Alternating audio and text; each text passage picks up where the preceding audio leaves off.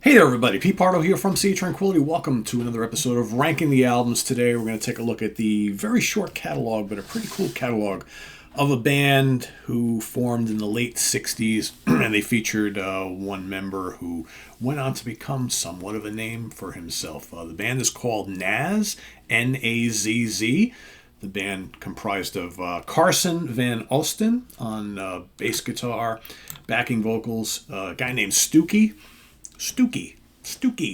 on lead vocals, backing vocals, keyboards, Tom Mooney on drums, backing vocals and percussion, and a guy named Todd Rundgren on guitars, backing vocals and keyboards, and the main songwriter of the band. Of course, after the dissolution of Nazz in the very early 70s, 1970, I believe, thereabouts, late 69, early 70, Todd, of course, would go on to become a very prolific solo artist, as well as form another band called Todd Rundgren's Utopia. That's stories for another day.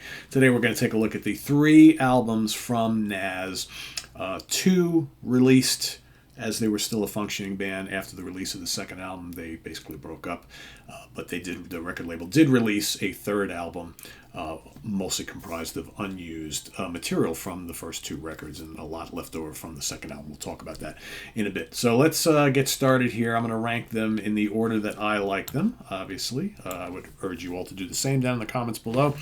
We're going to take a look at my number 3, which is Nazz 3, right? Third album. Titled the third album. There they are right there.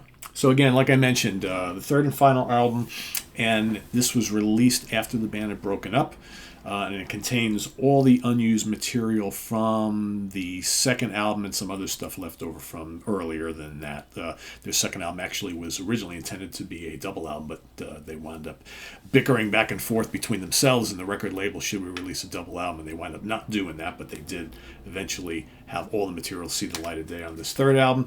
A lot of stuff on here, 13 tracks on this album, so it's pretty jam-packed. Some people starts it off really good hard rocker. Their opening tracks on all these albums are really, really good. Only One Winner, I think, to me, sounds really close to what Todd would start doing in his solo career. It's a memorable pop song. You listen to Only One Winner and you can hear, like, a lot. If you're familiar with Todd Rundgren's solo work, you can kind of hear the direction that he would go into very, very shortly thereafter. Really cool song.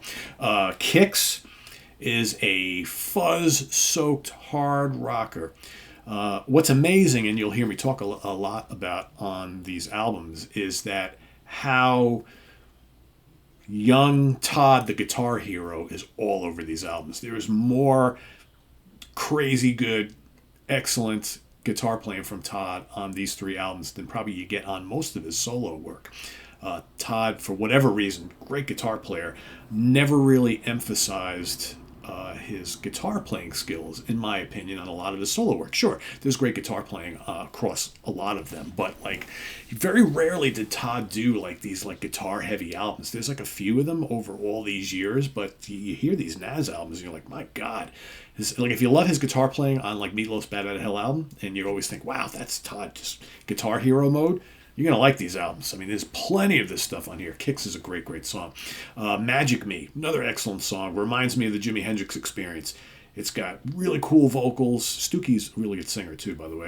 Do you want to mention that? And got all these psychedelic guitar freakouts. Sounds like a lost Hendrix Experience track. Really, really cool. You got Take the Hand, another breezy pop song. Again, reminds me of the directions that Todd would go into in his solo career. How Can You Call That Beautiful? Reminds me a little bit of early Queen. And again, this came out before Queen. So if you like those first two Queen albums, you like those kind of the use of the vocal harmonies and Brian May's, big riffy guitars and things like that, and the double-tracked leads and stuff, you'll hear a little bit on this song. Very, very cool. Christopher Columbus, another big booming hard rocker.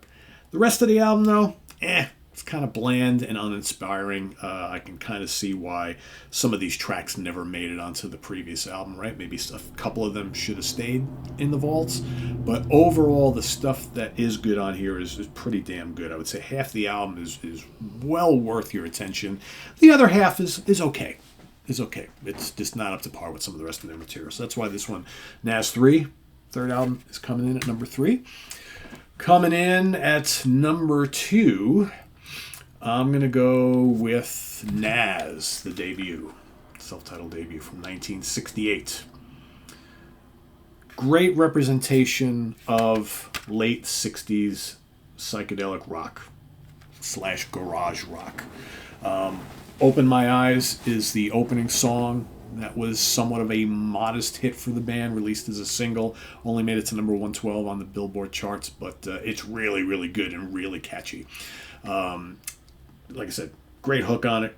Really strong vocals from Stookie, and the whole track is just very infectious, very, very cool. But sounds very much of its time, though. Back of Your Mind, another cool song. Total psychedelic garage rock. Pretty heavy. And lots of sizzling guitar work from Todd. Again, remember, this is 1968, right? These guys were pretty damn young at the time. See What You Can Be, kind of mellower. It's a breezy pop song. And then that's followed by a early version of Hello, It's Me, which, of course, became a pretty big hit for Todd on his Something Anything album just a few short years later. I will say the song is... it still sounds very similar, but Todd's solo version is much, much better. It's better produced, better use. I mean, Todd just sings backing vocals on these albums, so I kind of like, maybe because we're used to it, right? But I love Todd's vocals on Hello, It's Me on his solo album.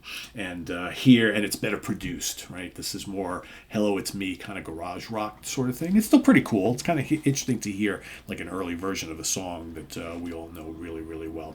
So, but yeah, Wildwood Blues, big, fun, proto-metal stomper. Excellent. Some of this stuff is pretty damn heavy. If that's the way you feel, another kind of piano-led pop song, it doesn't really do a lot for me. But the vocal harmonies are nicely done, and there's strings there too. So yeah, it's not terrible. When I Get My Plane, reminds me of a more rockin' version of the Beach Boys. The way they layer the vocal harmonies on the chorus, and like the music, a little bit of Who there too. If I'm not mistaken, I think I remember reading that these guys were big Who fans, which is not surprising. But if you like kind of like those Beach Boys harmonies, they do that on the chorus on this song, which is pretty cool. Lemming Song, another big rocker like that. Todd's guitar is just totally screaming. Crowded, another pop song, loaded with those vocal harmonies. And then the closer, which is called She's Going Down, sounds to me like if Blue Cheer, like their first album or two, had lots of cool pop hooks. So big, beefy, fuzzy guitar riffs, just got that garagey kind of like early proto-metal thing going on. But then, when the singing starts, it's definitely different, right? Very, very cool stuff. And I think like Todd's fuzz-laden guitar tone is really cool on this song. There's even some kind of cool, weird organ stuff going on too. Overall, it's a very dated sounding album. It totally sounds of its time. But overall, there's some excellent material on here. A couple songs don't really, do it for me like some of the others, but I think overall it's a very strong debut. Just missed cracking the top 100 here in the States. I think I made it to number 118, but there's a lot of appeal here. Like I said, go check out Open My Eyes. Really, really good song. And, Wildwood Blues is terrific. Lemming Song is great. There's some really good stuff on here. Very, very good. Almost, my 1 and 2, I went back and forth, but I think for me overall, I like Nazz the best. And look at how young Todd looks. He looks like he's like 18 or 19 years old there, right? To me, so this one was the second album, obviously, produced by the band. If you do a little research on this, they talk about how the band, because they were producing it themselves and the record label gave them a bit of leeway, they wrote a lot of material for the sessions leading up to this recording, and half of the band really wanted to do a double album, the other half didn't. The record label eventually put the kibosh on that, and all this kind of infighting and all this indecision and whatnot put a big strain on the band, and they wound up imploding after this was released, and Todd was basically like, I'm out of here, I gotta go do something where there's less stress, right? But I think, though, that tension really worked because the material that did make this album is really strong. Forget All About It, another terrific opener. Okay, killer vocal harmonies, sizzling guitar from Todd. Yeah, it sounds, again, of its time. It definitely sounds like a 1969 recording, but there's a charm to that, which I really like. Not Wrong Long. good hard rocking song, a lot of organ. Sounds to me like early Deep Purple, like the first 3 Deep Purple albums, maybe Vanilla Fudge too, if you like that sort of thing. You'll dig this quite a bit. Rain Rider, catchy hard rocker, great vocal harmonies on the chorus, nice organ and guitar solos, really good. Gonna Cry Today, it's kind of like a mushy ballad. Not really a big fan of that. Meridian Leeward has a kind of cool British psychedelic feel. To me, when I listen to this song, I hear like the Beatles from a similar time period meets like early Traffic. Pretty cool song. Under the Ice, big muscular hard rocker. I love Todd's riffs. They're intense. The drumming has like a kind of like a Keith Moon thing going on. Really, really good song. One of my favorites on the album. One of my favorites in the catalog. Under the Ice. Really, really good stuff. Hang On Paul. Okay, I'm assuming that's a kind of play on Paul McCartney and the Beatles because it sounds like very Beatles-ish. Kind of cool song. Kitty Boy, bluesy boogie. Not overly original, but it's good. It rocks. Featherbedding Lover, good fuzzy heavy blues rocker. I mean, I'm telling you, these guys, when they rock hard. And that's what I really like about them. Like I said, if you always dug like Todd Rundgren playing more rock-based stuff, you're going to love these albums. There's just some great heavy rockers on these. Letters Don't Count, which is the back end of the album, is kind of more of an acoustic ballad. Nice vocals. It's not overly memorable to me, but it's nice enough. And then the final track is called A Beautiful Song. It's nearly 12 minutes long. It's 11 minutes and change. It's got loads of cool jams, some great guitar soloing going on here. You got horns, you got an orchestra. Again, Todd's guitar playing just off the charts good. Very adventurous song. Very different in their catalog. They didn't really do anything else like this. Very, very cool. So, again, this was intended to be a double album, so most of what didn't make it is on the third album.